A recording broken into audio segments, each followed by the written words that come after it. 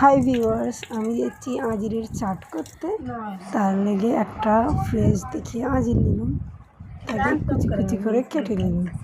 কাটার পরে একটু জিরে গুঁড়ো, একটু নুন, একটু লঙ্কার গুঁড়ো, একটু মিক্স আচার দিয়ে ভালো করে ওকে মেখে নিলাম।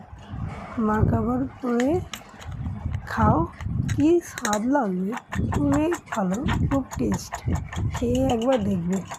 আর আমার চ্যানেল থেকে জুড়ে থাকার জন্য লাইক, সাবস্ক্রাইব অ্যান্ড ফলো।